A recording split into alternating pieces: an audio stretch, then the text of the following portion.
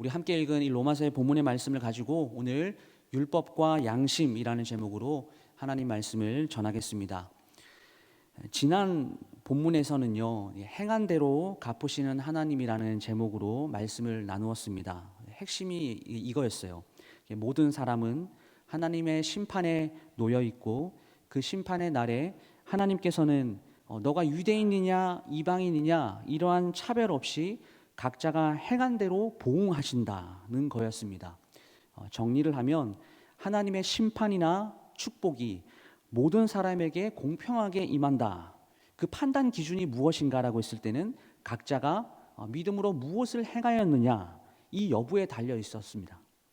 오늘 우리가 함께 살펴볼 이 12절에서 16절까지의 본문은 지난 본문에서 함께 보았던 이 선이나 악에 대해서 공평하신 하나님에 대한 이 내용들을 오늘 율법이라는 것과 양심이라는 것, 이 구체적인 예를 들어서 풀어가고 있는 부분입니다. 다시 말해서 지난 본문이 차별 없이 각자의 행한 그대로 적용되는 하나님의 선과 심판에 대한 부분이라고 한다면 오늘은 율법의 소유와 상관없이 적용되는 하나님의 심판에 대한 부분이라고 할 수가 있습니다. 그래서 오늘 함께 읽었던 이 본문을 이 세 부분의 어떤 구조로 나눠 보게 되면, 세 대지로 나눠 보면, 첫 번째 대지는 12절 말씀에 하나님의 공정한 심판이 임한다라는 내용이 기록되어 있는 부분과, 그리고 13절에 율법이 있는 사람들의 판단 기준이 무엇인가라고 하는 이 두 번째 내용, 그리고 14절에서 16절까지 율법을 가지고 있지 않는, 율법이 없는 사람들의 심판의 기준이 무엇인지, 오늘은 이 본문은 이 세 가지 부분으로 나누어 볼 수가 있습니다. 첫 번째 우리가 살펴볼 부분은 하나님의 심판이 공정하게 임한다라는 부분으로 12절의 본문입니다. 무릇 율법 없이 범죄한 자는 또한 율법 없이 망하고 무릇 율법이 있고 범죄한 자는 율법으로 말미암아 심판을 받으리라라고 기록을 하고 있습니다. 오늘 12절의 말씀은 9절에서부터 11절까지의 본문에 연속되는 부분입니다. 바울은 이 율법의 소유를 오늘 하나님의 심판과 연결하고 있습니다. 그렇다면 여기서 율법이 없이 범죄한 자는 누구를 말하는 것일까요? 모든 이방인들을 가리키고, 그리고 율법이 있고 범죄한 자는 모든 유대인들을 가리킵니다. 우리가 함께 살펴본 바와 같이 유대인들, 우리가 잘 알고 있는 유대인들은 어떤 사람이었습니까? 율법을 소유한 민족, 하나님이 1차적으로 이 성경, 율법, 구약이라는 이 언약을 주셨던 민족입니다. 그리고 하나님의 선택받은 백성, 이런 가치관을 가지고 있었기 때문에 유대인들은 자신이 남들보다 도덕적이고 윤리적으로 그 이방인들보다는 우리가 조금 더 깨끗하지 않냐, 이런 우월, 그리고 이런 우월 속에서 나오는 착각을 하고요, 남을 정죄하고 판단했던 그런 사람들이었습니다. 그래서 유대인이 이방인들을 판단할 때에 그 중요한 근거가 되는 것이 무엇이었냐? 그것은 바로 율법의 소유 여부였습니다. 동시에 유대인들이 이 민족적으로 그 고유의 자긍심을 가질 수 있었던 그 근거도 율법을 소유하고 있었기 때문입니다. 이 율법의 소유가 그들이 하나님의 거룩한 언약 백성에 속해 있다라는 그 신분을 나타내 주는 것뿐만 아니라 이방인들을 동물과 같이 취급하고 저들보다 우리가 더 우월하다라고 하는 그 근거가 되었다라는 것이죠. 그래서 그들은 우리가 율법을 소유한 이 언약 백성이라는 것을 자랑함에 동시에 민족적인 이 자긍심의 표지 역할을 했습니다. 반대로 이방인은 율법이 없는 사람들이죠.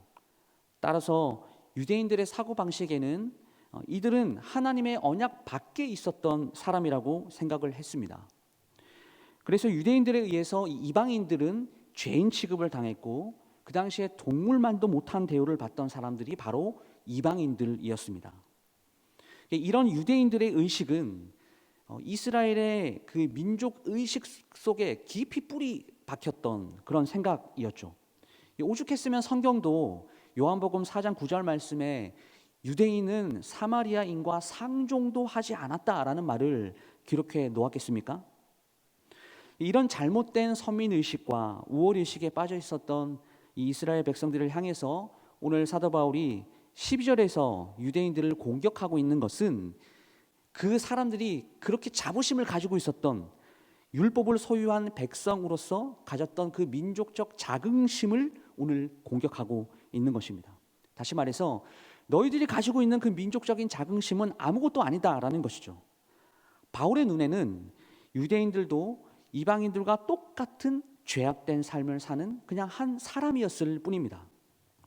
그래서 바울은 오늘 유대인은 결코 이방인들보다 우월하지 않다, 이것을 이 본문에서 말하고 있습니다. 하나님의 심판은 타락한 모든 인간에게 각자의 행위에 따라서 공정하게 임하는 것이기 때문에 내가 율법이라는 그 울타리 안에 있는가 그 밖에 있는가 이것이 중요한 것이 아니다라는 것이죠. 결과적으로 유대인이냐 이방인이냐 똑같이 그 모든 그룹이 모든 사람이 하나님의 심판을 피할 수 없다라는 이 9절에서부터 11절까지의 이 바울의 이야기를 지금 계속해서 이어나가고 있는 것입니다. 오늘 우리가 두 번째 살펴보아야 될 부분은 이제 율법이 있는 사람들의 판단 기준이 무엇인가라고 하는 것인데 13절 말씀을 보시면 이렇게 기록하고 있습니다. 하나님 앞에서는 율법을 듣는 자가 의인이 아니요 오직 율법을 행하는 자라야 의롭다 하심을 얻으리니. 이제 드디어 바울이 날카로운 칼을 빼들어서 유대인들을 향하고 있습니다. 여러분, 바울이 어떤 사람입니까? 당대 최고의 율법학자 이 가말리엘 문화에서 엄격하고 철저하게 율법의 체계를 공부한 사람 아닙니까? 그 누구보다도 율법에 대해서 너무나 잘 알고 있었고 자신이 가지고 있었던 그 율법을 자랑했던 유대인이었습니다. 그런 그가 자신의 동족 유대인들을 향하여 오늘 칼을 뽑아서 이 비수를 꽂고 있다라는 것이죠. 율법을 듣는 자가 의인이 아니라 율법을 행하는 자가 의로운 자다. 이 당시에 바울의 스승이었던 유대 최고의 학자 이 라반 가말리엘 1세 선생님은요, 율법을 해설하는 것이 중요한 것이 아니고 그것을 행하는 것이 중요하다. 말만 늘어놓는 사람은 죄를 끌어들이기 쉽다. 이렇게 바울을 가르쳤다라고 합니다. 다시요, 바울이 오늘 율법을 듣는 자가 의인이 아니다라고 선언을 하고 있습니다. 근데 구약 성경에서 그리고 유대인들의 사상에서는 하나님의 말씀을 듣는 것 그 자체를 굉장히 긍정적으로 묘사를 하고 있습니다. 동시에 유대인들은 율법을 이 듣는 자로 성경이 많이 묘사하고 있습니다. 무슨 말일까요? 율법을 듣는 유대인들을 구약과 그리고 유대 사상 안에서는 이 율법을 듣는 것 이 자체를 긍정적으로 생각했다라는 것입니다. 그런데 바울은 지금 유대인들의 이 듣는 것에 문제 제기를 하고 있는 것이죠. 왜 그랬을까요? 바로 그들의 듣는 것이 뭔가 문제가 있었기 때문이에요. 그것은 어떤 문제가 있었냐면 순종이라는 것이 전제가 되어 있지 않는 단순 청종이었기 때문입니다. 그래서 율법을 이렇게 단순하게 청종하는 그런 사람들은 하나님 앞에서 의롭다 하심을 얻지 못한다라고 이야기를 하고 있는 것이죠. 여러분, 성경에서 말하는 이 의가 무엇입니까? 사전적으로는 이런 의미예요. 윤리 도덕상의 올바른 행실이나 착함 혹은 공정하고 참되며 경건하고 정직하다라는 뜻을 가지고 있는 단어입니다. 그런데 이 의라는 단어에 전제가 있는데요. 그것은 무엇이냐면 이 의라는 것이 죄가 없는 상태, 즉 죄가 없어야지 온전해진다라는 것입니다. 그렇기 때문에 본래 이 의라고 하는 것은 우리 인간과는 도저히 상관없는, 우리 인간들이 절대 가질 수 없는 이 의는 하나님의 속성이라는 것이죠. 인간은 본질상 타락하고 부패하였기 때문에 우리 인간들은 하나님의 거룩하심과 경건, 이 구별됨의 요구에 반응하지 못했습니다. 그렇기 때문에 의라는 것을 이룰 수 없는 존재입니다. 그런데 죄가 없으셔서 의로우신 우리의 하나님께서 하나님의 가장 의로운 방법으로서 절망 가운데 있는 인간들을 구원하셨어요. 그 방법이 무엇입니까? 바로 죄가 없으신 예수 그리스도를 십자가의 대속 제물로 내어주신 것이죠. 결국 우리는요, 그 예수 그리스도의 대속의 죽음과 부활을 믿고 그리스도를 나의 아버지로 영접함으로써 그 하나님이 가지고 계셨던 그 고유 성품인 그 의가 우리에게 전가되었고, 우리가 여전히 원죄를 가지고 있음에도 불구하고 하나님께서는 너희들이 의롭다, 죄가 없다라고 간주해 주시는 겁니다. 그러니까 이런 큰 은혜를 우리가 힘입어서 우리가 의로운 사람이 된 것이죠. 우리가 무슨 의를 행할 능력이 있었기 때문에, 의를 가질 수 있는 조건이 되었기 때문에 의로운 사람이 된 것이 아니다라는 것입니다. 그래서 하나님께서 하나님의 의롭다 하여 주심, 이것을 좀 신학적인 용어로 풀었으면 칭의라고 우리가 말할 수 있는 것이죠. 바울이 이런 하나님의 의는 율법을 행하는 사람에게 주어지는 것이다 라고 증언을 하고 있습니다. 이것은 그 당시에 유대인들이 율법에 대해서 착각하고 있었던 것을 이 성경적인 근거로 바로 잡기 위해서 지금 이런 얘기를 하고 있는 것이에요. 앞서서 말씀드린 바와 같이 유대인들은 하나님으로부터 율법을 받았고, 그리고 더 중요한 게 있었습니다. 그것은 육체적으로 아브라함의 후손이다, 우리가 정통 아브라함의 후손이다라고 하는 그 할례의 표를 육체에 새겨서 가지고 있었던 그런 사람들이었어요. 그래서 유대인들은 이 율법과 그리고 이 할례를 통해서 우리가 하나님과 바른 관계를 유지하고 있다라고 생각하였습니다. 근데 이에 대해서 지금 사도 바울은 단순하게 율법을 가지고 있냐, 너희들이 그 육체적인 어떤 증표를 가지고 있냐, 그 율법을 단순하게 청종한다라고 해서 너희들이 바른 신앙을 소유한 민족이 아니다라는 것을 지금 보여주고 있습니다. 지금까지 12절과 13절 말씀의 한번 결론을 우리가 한번 내려볼까요? 율법을 소유한 유대인들을 판단하시는 그 하나님의 기준이 무엇입니까? 그것은 바로 율법입니다. 하나님께서는 유대인들을 율법의 행위로 판단하고 심판하신다라는 것이죠. 근데 이것이 너무나 정확하고 한치의 오차가 없습니다. 하나님의 말씀이 그 판단의 기준이 되어서 유대인들을 정확한 잣대로 심판하신다라고 하는 데는 어떠한 변명을 할 수 없는 하나님의 정확한 판단 기준이라고 하는 것이죠. 그렇다면 다음으로 우리가 이제 세 번째로 살펴볼 부분은, 그렇다면 이제 율법이 없는 사람들의 판단 기준은 과연 무엇인가 하는 것입니다. 14절과 15절 본문을 보시게 되면, 율법이 없는 이방인이 본성으로 율법의 일을 행할 때에는 이 사람은 율법이 없어도 자기가 자기에게 율법이 되나니, 이런 이들은 그 양심이 증거가 되어 그 생각들이 서로 혹은 고발하며 서로 변명하며 그 마음에 새긴 율법의 행위를 나타내느니라, 이렇게 기록하고 있습니다. 유대인들은 율법이 판단 근거가 되어서 하나님의 심판을 피할 수 없는 사람이다라고 한다면, 율법을 소유하고 있지 않았던 그 당시의 이방인들은 어떤 기준으로 하나님께 심판하십니까? 바로 14절과 15절 우리가 읽었던 이 본문의 말씀이 대답을 해주고 있습니다. 이 14절과 15절 본문의 말씀을 좀 세번역 성경으로 보게 되면 이렇게 번역을 해놓았어요. 율법을 가지지 않는 이방 사람이 사람의 본성에 따라 율법이 명하는 바를 행하면 그들은 율법을 가지고 있지 않아도 자기 자신이 자기에게 율법입니다.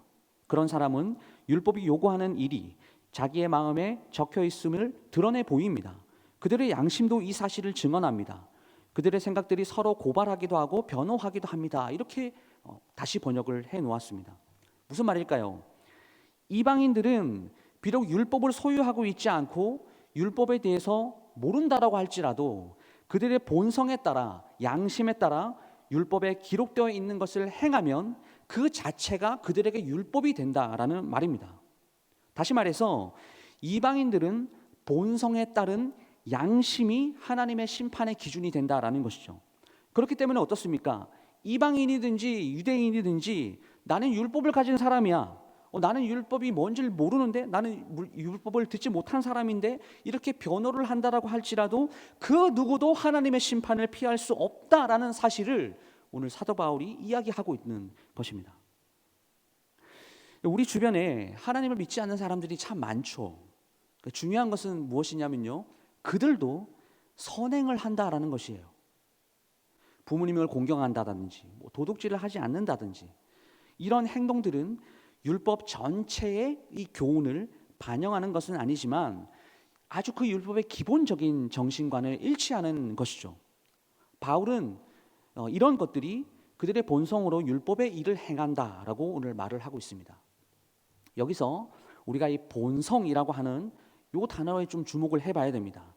이 본성이라는 것이 무엇이냐면 율법이 없는 이방인들이 선과 악을 판단할 수 있도록 하나님께서 그들 마음 가운데 새겨주신 도덕적인 의식을 말합니다.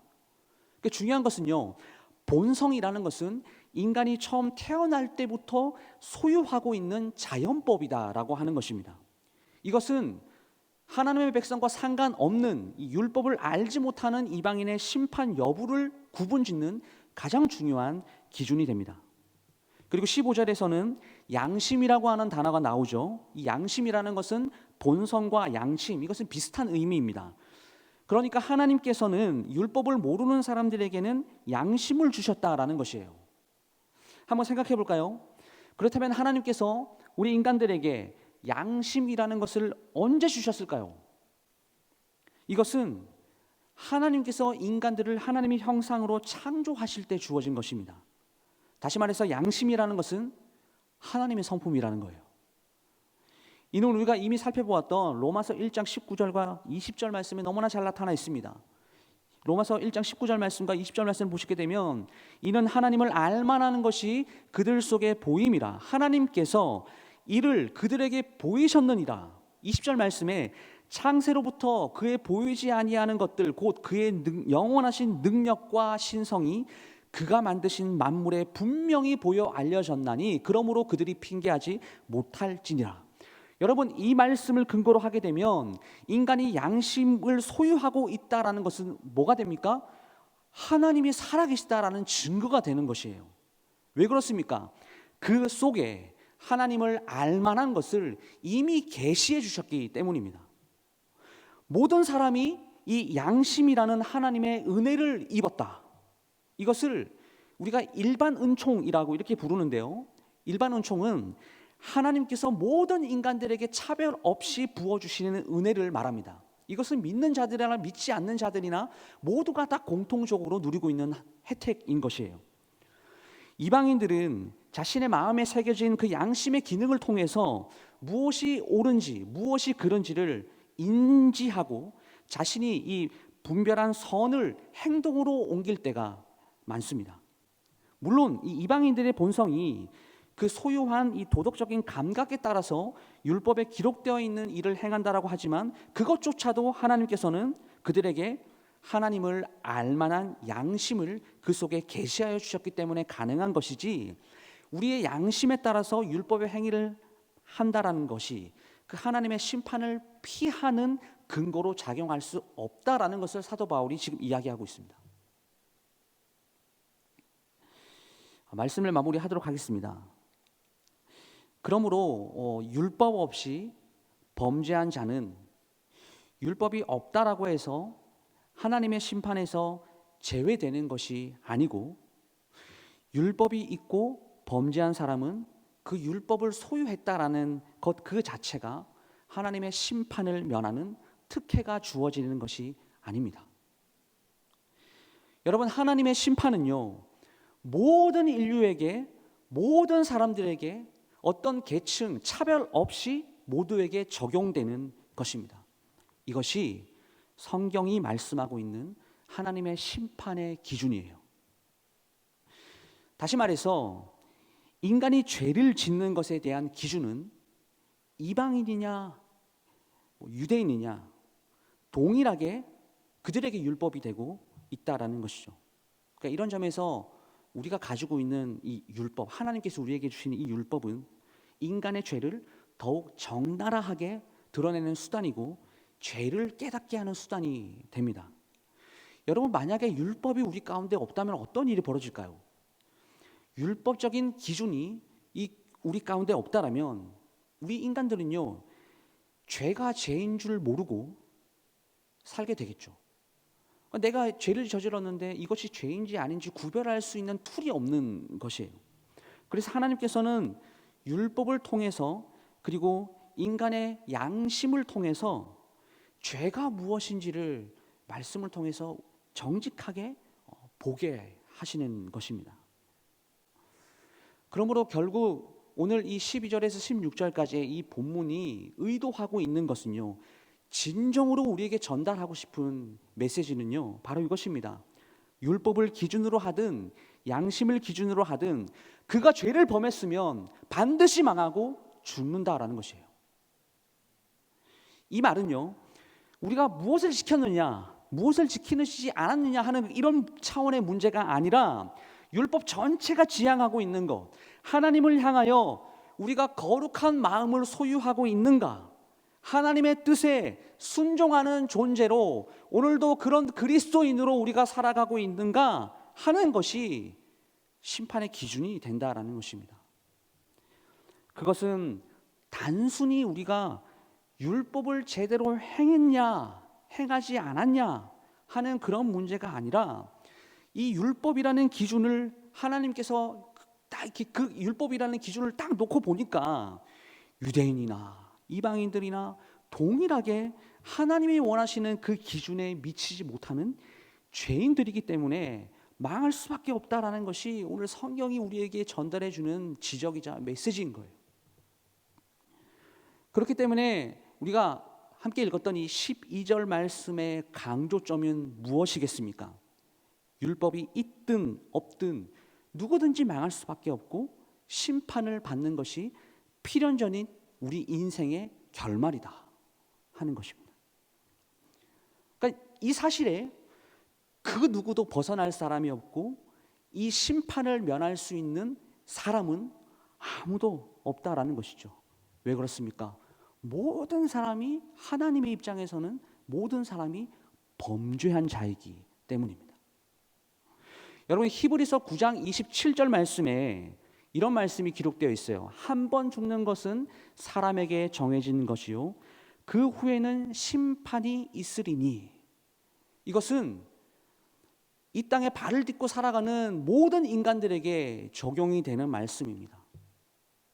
단순하게 예수를 믿는다, 단순하게 교회를 출입한다, 나는 예수를 믿지 않는다, 나는 그냥 세상에서 내가 하고 싶은 대로 다 그렇게 하고 살아간다, 뭐 이러한 것들이 그 판단을 할 수 있는 기준이 되지 못한다는 거죠. 심판을 면할 수 있는 기준이 아니다라는 겁니다. 우리 모두가 오늘 이 히브리서 말씀의 이 선언 앞에서 그 누구도 자유로울 수 있는 사람이 아무도 없습니다. 여러분, 하나님의 심판은요, 유대인이냐 이방인이냐 이것에 차별을 두지 않으신다라는 거죠. 율법을 가진 유대인들에게는 율법이 그들의 판단의 근거가 될 것이고, 율법을 가지지 못한 이방인들은 양심이 그들의 심판의 근거가 될 것입니다. 하지만 저와 여러분들은 어떤 사람일까요? 이제는 우리의 존재가 어떠한 존재가 되었는지를 우리가 한번 생각해 보아야 됩니다. 우리 모두는 유일한 길이시고 진리 되시는 예수 그리스도를 믿어서 의롭게 된 사람들입니다. 여러분 믿으십니까? 그렇기 때문에 이 하나님의 진노와 심판이 모든 사람들에게 차별 없이 적용이 되지만, 그 유일한 길이시고 진리 되신 예수 그리스도를 믿어서 그 하나님의 의가 우리에게 전가가 되어 이제는 하나님의 자녀가 되었고 하나님의 백성이 된 사람들에게는 모든 사람에게 적용되는 그 심판과 진노가 면하게 되었다라는 것이죠. 이제는 하나님의 심판이 우리에게는요 전혀 문제가 되지 않습니다. 왜 그렇습니까? 저와 여러분들은 이미 그 예수 그리스도를 구주로 영접하고 믿어서 천국에 갈 수 있는 하나님의 자녀가 되었기 때문입니다. 결국 심판을 면하는 답은 예수 그리스도밖에 없는 줄 믿습니다. 심판을 면할 수 있는 유일한 길, 모두가 다 하나님의 진노를 받아서 이 생에서의 삶이 끝나면 모두가 다 지옥에 떨어질 수밖에 없는 그런 존재지만, 그 예수 그리스도의 하나님의 놀라운 사랑 때문에 우리는 지옥의 심판을 면하게 되었고, 율법을 가지고 있느냐 율법을 가지고 있지 않느냐 이 차원을 이제는 뛰어넘어 그 예수 그리스도를 믿는 믿음으로 구원을 받아 하나님의 자녀가 되었다라는 이 사실이 우리에게 얼마나 큰 은혜인지 이 자리에서 깨달을 수 있기를 주님의 이름으로 축원드립니다. 오직 예수 그리스도, 그 유일한 길이고 진리이신 그 한 분 예수 그리스도를 믿을 때에 모든 죄의 속박에서 우리는 다시 회복이 되고, 하나님과 우리 사이에 막힌 담들이 무너지고, 각자가 다 이런 개인으로서 이 땅에서 발을 딛고 살아가지만, 하나님께서는 구원받은 백성들을 이제는 교회 공동체로 불러주셔서 그 교회 가운데서 한 하나님을 높이고 한 하나님을 찬양하며 한 하나님을 우리가 일평생을 섬기며 살아갈 수 있는 존재로 우리를 만들어 주셨습니다. 그 예수 그리스도 안에 거할 때에, 포도나무 대신 예수 그리스도의, 이 요한복음 말씀처럼 그 예수 그리스도의 접붙임 될 때에 우리는 하나님의 진노와 심판에서 자유롭게 될 수 있는 것입니다. 사랑하는 우리 광야의 모든 성도 여러분, 우리가 예수 그리스도로 인하여서 이 놀라운 은혜와 사랑을 우리가 경험하고 이 하나님의 진노와 심판을 면하는 사람이 되었다라면, 여러분 생각해 보세요. 이 말도 안 되는 은혜이지 않습니까? 이런 말도 안 되는 은혜를, 나는 아무 자격이 없는데, 내 속에서는 선한 것이 나올 게 아무것도 없는데, 이런 자격 없는 나에게 이런 하나님의 놀라운 사랑을 베풀어 주셨다는 것에 대해서 우리가 진심으로 하나님 앞에 감사하는 마음이 있다라면, 이제 우리는 이 복음을 가지고 우리는 어떤 삶을 살아야 하겠습니까? 우리는 그 인생의 모든 해답을 우리 개혁교회 교리의 근간이 되는 웨스터민스터 소위의 문답 가장 첫 번째 질문과 답을 통하여 찾을 수 있습니다. 웨스터민스터 소위의 문답 가장 첫 번째 질문이 무엇인 줄 다 아실 거예요. 너무나 많이 들으셨을 거예요. 이 질문이 이겁니다. 사람이 제일 되는 목적이 무엇입니까? 이 답은 하나님을 영화롭게 하는 것과 하나님을 영원토록 즐거워하는 것입니다 라고 기록을 해 놓았습니다.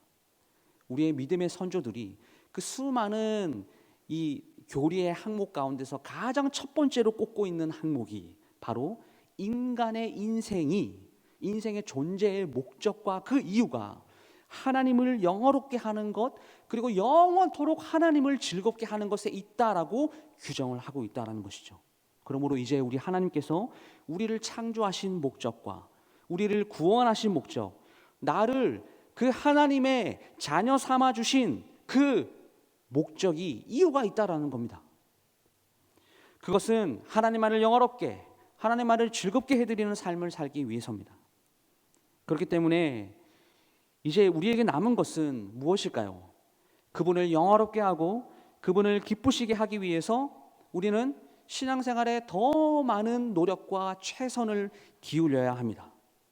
하나님의 말씀이 선포가 되어지는 이 자리 가운데 부단히 참여하여서 하나님이 어떤 분인지를, 말씀이 우리에게 무엇을 요구하고 있고 하나님께서 이 시대를 살아가는 우리들에게 어떤 삶을 요구하고 계시는지 그 말씀을 통하여 듣고 부단히 노력해야 하는 것이고, 말씀을 듣는 것에 사모하는 그 열정을 우리가 가져야 하는 것이고, 하나님의 말씀을 단순하게 청종하고 한 귀로 듣고 한 귀로 흘려버리는 것이 아니라 하나님을 사랑하는 마음을 말씀을 통하여 더 많이 가지고 그 하나님을 사랑하는 그 마음을 지키는 것, 그리고 위로는 하나님과의 관계를 올바르게 세우고 우리의 옆으로는 수평적으로 그 배운 말씀을 가지고 이 세상에 나아가서 이웃을 사랑하는 데 최선을 다하는 것. 그래서 우리의 삶이 100% 온전하고 완벽하진 않지만 하나님의 진리의 말씀을 가지고 부단히 노력하는 이 견건과 거룩의 삶이 우리 가운데 필요한 것입니다. 하나님은요, 이런 그리스도인들의 자세를 보시고 그리고 그 마음의 중심을 보시고 그런 사람들에게 하나님께서는 하나님을 계시해 주시고 하나님의 은혜를 베풀어 주시는 분이심을 우리는 믿습니다. 오늘 13절 말씀을 다시 보게 되면요, 하나님 앞에서는 율법을 듣는 자가 의인이 아니요 오직 율법을 행하는 자라야 의롭다 하심을 얻으리니, 우리의 삶이 그렇게 하나님의 말씀을 단순하게 듣는 차원에서 그치는 삶이 아니라 하나님의 말씀을 끝까지 지키고 수호하는 데까지 나아가는 우리 모두가 될 수 있기를 주님의 이름으로 축원드립니다. 그래서 심판을 면하게 하신 그 하나님의 말로 형용할 수 없는 그 은혜들을 우리가 늘 기억하고 주님 앞에 우리의 노력으로 우리의 의지로 하나님을 기쁘시게 하고 영화롭게 하는 삶을 다 살아가시는 사랑하는 광야의 모든 성도님들이 다 될 수 있기를 주님의 이름으로 축원합니다. 기도하겠습니다.